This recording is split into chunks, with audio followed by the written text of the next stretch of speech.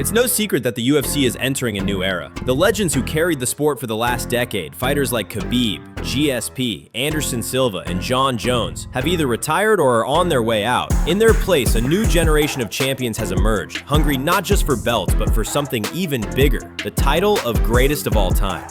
But here's the thing, being a UFC champion doesn't automatically make you the GOAT. It takes dominance, legacy-defining wins, and often moving up in weight to prove greatness across divisions. So today, we're breaking down how greatest fighter in MMA history. Let's start with one of the most talked about names in the sport right now, Khamzat Chimaev. Khamzat Chimaev has been hyped as a future all-time great since the moment he smashed through his first UFC opponents. The question was always, could his wild fighting style hold up against elite competition? Well, his recent title win over Dricus du Plessis answered a lot of those doubts. He didn't just beat du Plessis, he controlled him from start to finish, silencing critics who questioned his gas tank and composure in championship rounds. But as dominant as that win was, one title victory doesn't put you in GOAT territory. For Chimaev, the path to immortality is clear. He needs to defend his middleweight title against the division's toughest names. Fighters like Brendan Allen, Roman Dolidze, or maybe even a surging Anthony Hernandez. Every defense builds credibility. Still, what would truly elevate him is moving up. Imagine Chimaev challenging Magomed Ankalaev at light heavyweight, or even Alex Pereira if Pereira reclaims the 205 strap. If Chimaev became a two-division champion, while staying undefeated, his resume would be undeniable. He would combine Khabib's aura of invincibility with a deeper list of elite opponents. And that's exactly what the GOAT conversation demands. Now, if Chimaev slips up, say he loses a super fight or gets caught in an upset, his path becomes tougher. He'd need a long run of title defenses to recover. And in today's UFC, with so much talent in every division, that's easier said than done. But the opportunity is there, and if anyone has the hype and star power to match the GOAT label, it's him. Speaking of fighters already flirting with that GOAT conversation, let's move to Islam Makhachev. Islam is in a unique position. Many fans already consider him the heir to Khabib's throne, and his resume is stacking up fast. He's beaten Charles Oliveira, he's beaten Alexander Volkanovski twice, and he's looked dominant in the process. If he adds Jack Della Maddalena to that list and does it decisively, he could already claim GOAT status. But here's the nuance. If Makhachev just edges out close decisions, fans won't be satisfied. To be undisputed, he'll need dominant wins, particularly against other rising monsters like Shavkat Rakhmonov. If he can beat someone as dangerous and well-rounded as Shavkat, it would be nearly impossible to deny him his place at the very top of history. On the other hand, if Makhachev loses to JDM, things get tricky. To rebuild, he'd need to defeat other killers like Ilia Topuria or Arman both young, hungry, and stylistically difficult. And if Islam can eventually move up to welterweight and claim a second belt, his case becomes bulletproof. But if Makhachev is close, Ilia Topuria might be one huge win away. Topuria burst onto the scene with his knockout of Volkanovski, shocking the world by dethroning one of the greatest featherweights of all time. That win alone put him in the conversation, but to become GOAT, he needs more. If Topuria were to move up and defeat Islam Makhachev, especially if Islam had already proven himself at welterweight, it would be one of the most impressive victories in MMA history. A knockout win over Makhachev would make Topuria a three-division champ, something no one else has done in modern UFC. That's instant GOAT status. Of course, MMA fans are ruthless. If he beats Islam while Islam is coming off a loss, critics will say it doesn't count. That's why Topuria also needs to silence Arman, a fighter who many fans already see as the dark horse of the lightweight division. If Topuria can shut down Arman and hold his belt, there would be no more questions about his legitimacy. Now let's talk about a grinder who doesn't get enough respect in the GOAT talks, Merab Dvalishvili. Merab is already one of the most relentless fighters in UFC history.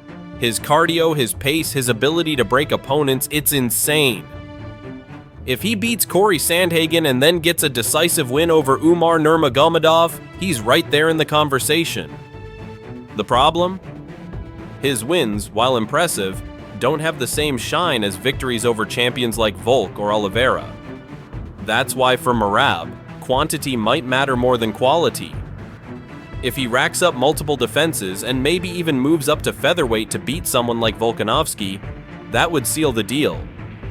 Imagine Merab, a natural bantamweight, overwhelming one of the greatest featherweights ever. That would be historic. From bantamweights to heavyweights, though, the conversation gets a lot trickier. Tom Aspinall is the UFC's interim heavyweight champion, and while he's insanely skilled, he faces a unique problem. Heavyweight is arguably the weakest division in MMA right now. Outside of Cyril Gane and Jailton Almeida, the competition just isn't deep. Even unranked lightweights often look sharper than ranked heavyweights. So how does Aspinall become GOAT? Honestly, it might be impossible. For him, the only chance is to dominate for a long time. If he holds the belt for a decade and finishes everyone in the first round, that's a GOAT-like resume. But realistically, the path would require cross-divisional wins. If he beats Magomed, Ankalaev, or even Pereira moving up, suddenly his legacy gains credibility. But without those names, heavyweight GOAT status might just be out of reach.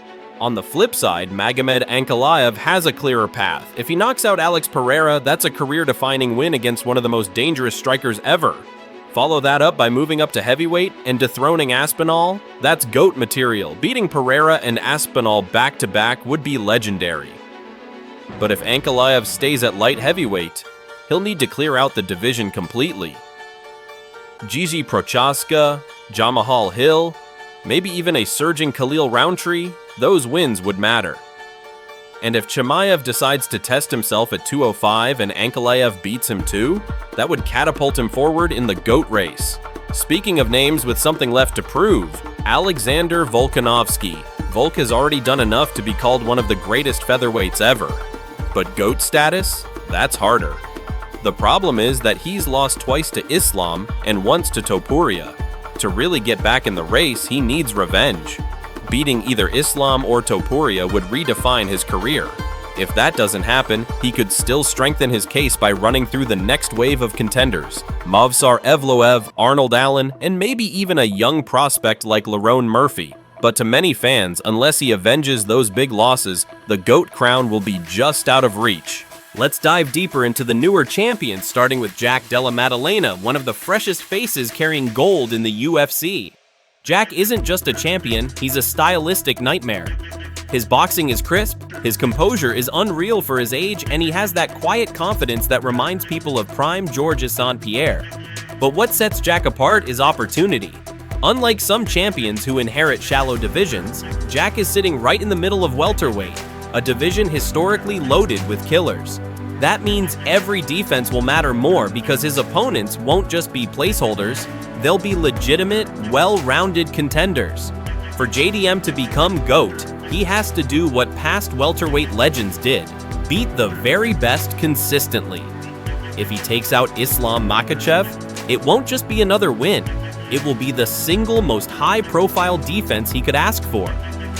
A dominant victory over Islam, who is widely seen as the lightweight GOAT in the making, would instantly launch JDM's resume into rare air. But the path doesn't end there. Shavkat Rakhmonov, an undefeated, devastating finisher, is looming. Ian Gary, the brash Irish prospect, is climbing fast. And behind them are names like Sean Brady, who has the grappling skills to test anyone. If JDM clears out that wave, his name would naturally rise into GOAT talks. What accelerates everything is the possibility of a super fight. Imagine JDM versus Khamzat Chimaev. Two undefeated or nearly undefeated monsters meeting at the peak of their primes. If Jack not only defends against his own division's toughest, but then beats Khamzat, his path to GOAT would take just 4 or 5 legendary performances. And in today's UFC, that's exactly what fans remember. The defining fights, the big moments, the names etched into history. Now let's switch gears to someone who often flies under the radar in these GOAT debates, Alexandre Pantoja. Flyweights rarely get the respect they deserve. Even Demetrius Johnson, one of the most dominant champions ever with 11 consecutive defenses, still fights to be mentioned in the same breath as John Jones or GSP. Why? Because the names at flyweight just don't carry the same mainstream weight. But that doesn't mean greatness isn't possible. In fact, Pantoja's path to GOAT is surprisingly clear. If he continues to dominate at flyweight, beating the next wave of challengers, fighters like Amir Albazi, Brandon Royval in a rematch, and maybe even Manel Kape, he'll already be one of the most decorated champions at 125. That alone puts him in rare company. Still, the way to break past the flyweight bias is simple: go up in weight. If Pantoja moves up to bantamweight and beats someone like Merab Dvalishvili, the narrative shifts instantly. Suddenly, he's not just a dominant flyweight, he's a pound-for-pound great who took down one of the most relentless fighters alive. That's how you get people to mention your name alongside Silva, Jones, and Khabib. Even if he doesn't move up, multiple dominant defenses could do it, especially if they're against top-tier opposition. Fans might not want to admit it, but numbers matter. If Pantoja racks up defenses into double digits, it will be impossible to ignore him. Now, stepping back, what does all of this mean for the GOAT conversation as a whole? The UFC has always had these debates. First, it was Royce Gracie who defined the early days. Then came Anderson Silva with his Matrix-like striking. Then GSP, the model of perfection. Jon Jones, the freak athlete who smashed through everyone. And Khabib, the undefeated Dagestani who retired without a blemish. But here's the reality. The GOAT debate isn't static. It changes as the sport evolves. The competition today is deeper than ever. Fighters are training full-time from childhood, not coming into MMA with just one base skill. That means the path to GOAT isn't just about title defenses anymore. It's about big fights, crossover victories, and making history in ways past legends never did. That's why fighters like Chimaev, Topuria, and JDM can realistically build GOAT legacies faster than someone could 10 or 15 years ago. A handful of massive wins against elite competition now carries the same weight as a decade-long title reign did back then. Fans want moments. They want shockwaves. And these champions have the chance to deliver them.